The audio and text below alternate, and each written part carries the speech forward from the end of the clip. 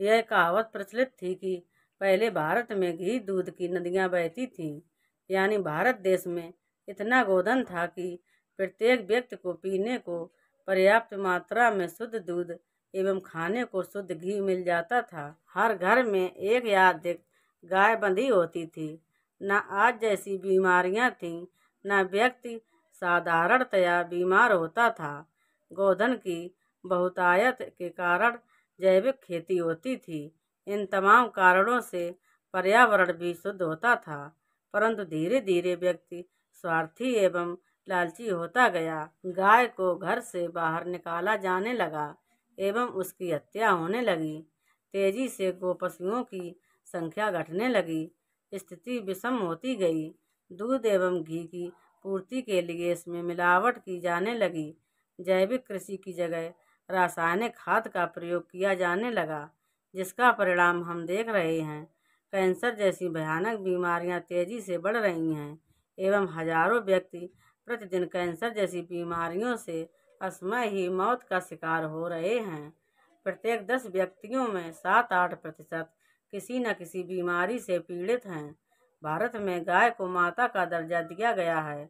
इसमें सैकड़ों देवी देवता निवास करते हैं। उसे पूजा जाता था, परंतु वही व्यक्ति कितना निर्दयी हो गया है कि उसी गौ माता को घर से निकालकर उससे मरने को मजबूर किया जा रहा है।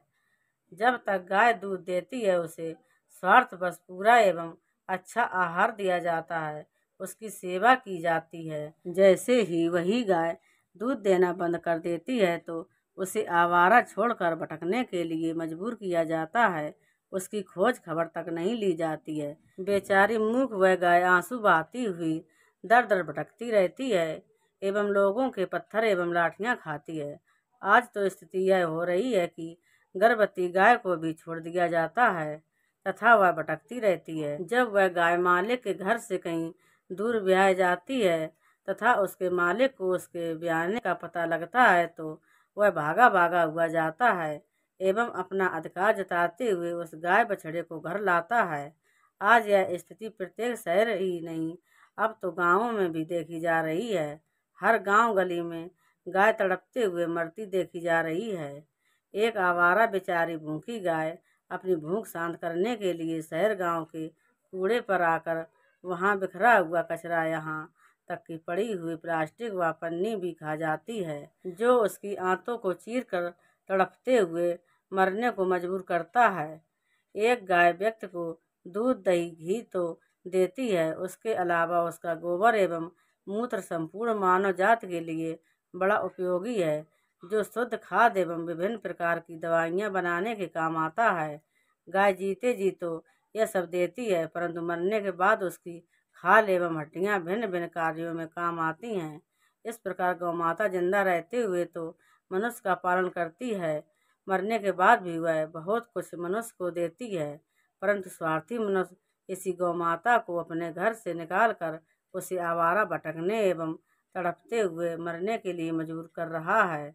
पिछले 7-8 माह में मेरे निवास के पास ही गलियों से मुझे कई बार सूचनाएं मिली हैं कि अमुक गली में एक गाय को मालिक के घर से बहुत दूर ब्याए को घंटों हो चुके हैं, परंतु उसका कोई धनी धोड़ी नहीं है। जैसे ही हमारे द्वारा उस ब्याई गई गाय बछड़े को गौशाला ले जाने की व्यवस्था की जाती है तो मालिक दौड़ा दौड़ा आता है तथा गाय पर अपना अधिकार जताते हुए गाय बछड़े को घर ले जाता है, जबकि वह गाय कई दिनों से लावारिस घूम रही थी, परंतु ऐसी ही दूसरी गाय गोदूध नहीं देती।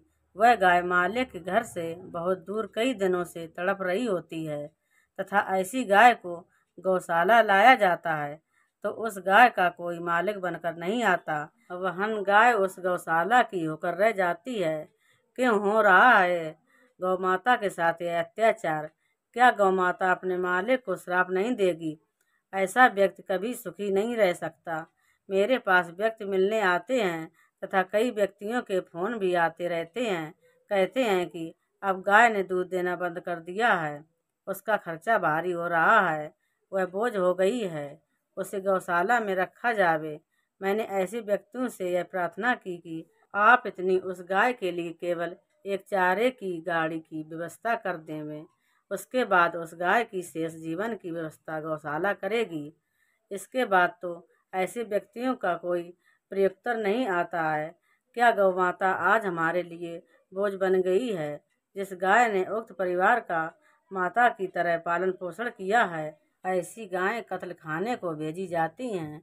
तो दोस्तों, अगर आप हमारे चैनल पर नए हो तो प्लीज़ हमारे वीडियो को लाइक करें और चैनल को सब्सक्राइब करें। धन्यवाद।